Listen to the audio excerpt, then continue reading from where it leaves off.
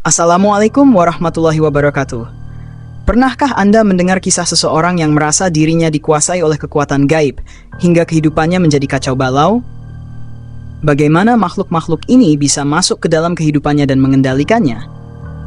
Hari ini, saya akan membagikan sebuah pengalaman menarik dan penuh hikmah tentang proses meruqyah seseorang yang mengaku didatangi makhluk-makhluk gaib.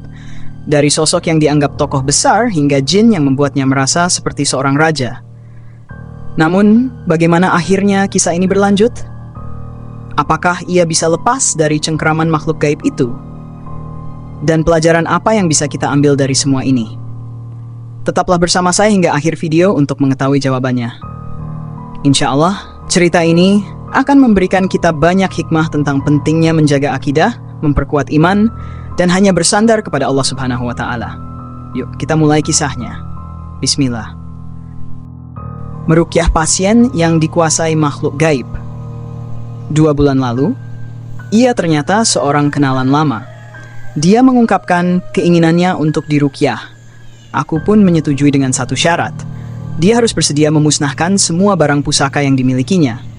Ternyata, dia memiliki pedang kuno yang katanya peninggalan seorang tokoh sejarah. Namun, dia tampak enggan dan takut untuk melakukannya.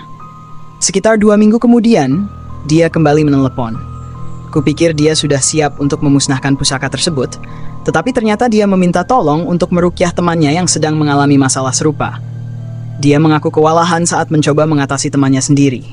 Aku pun setuju untuk membantu. Saat bertemu pasien, aku mulai mengajukan berbagai pertanyaan untuk melacak sumber masalahnya. Dia bercerita bahwa tubuhnya sering dimasuki makhluk gaib yang sulit dikendalikannya. Menurut pengakuannya, makhluk-makhluk itu mengaku sebagai tokoh-tokoh seperti Eyang Guru, Prabu Siliwangi, hingga makhluk-makhluk lain yang mengaku sebagai wali. Katanya, makhluk-makhluk tersebut memberikan kekuatan luar biasa kepadanya. Namun ada dampak buruk yang dia rasakan.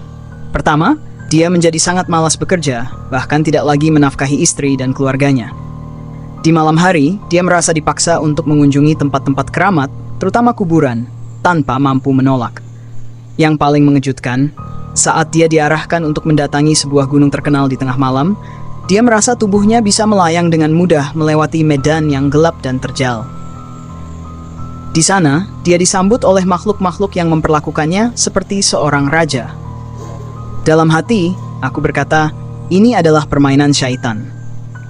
Keluarganya, termasuk orang tuanya yang seorang kiai, sangat khawatir. Ibu dan istrinya pun terus memohon agar aku membantunya. Aku menjelaskan bahwa kesembuhan hanya datang dari Allah, sedangkan aku hanyalah seorang perantara yang berdoa memohon pertolongannya. Pasien ini sebenarnya telah mencoba berbagai cara untuk sembuh, termasuk berobat ke ustadz yang sering muncul di media. Tapi ada sesuatu yang aneh.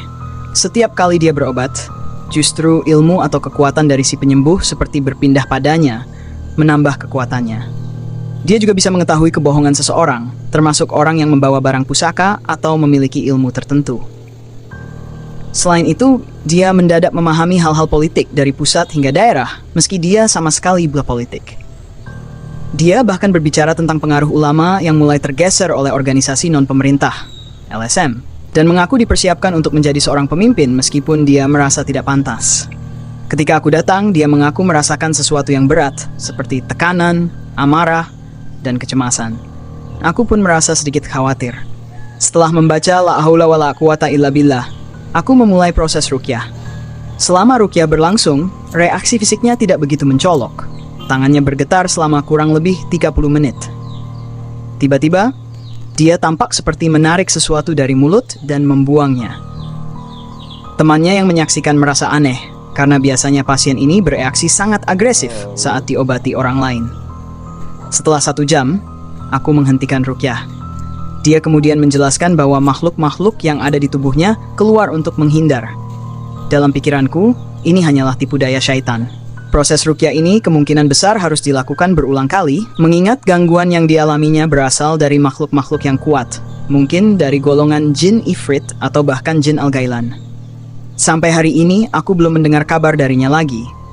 Mungkin Allah telah memberikan kesembuhan, atau dia mencari pengobatan lain. Namun menurutku, mustahil sembuh hanya dengan sekali ruqyah. Apalagi banyak pasien berharap proses instan.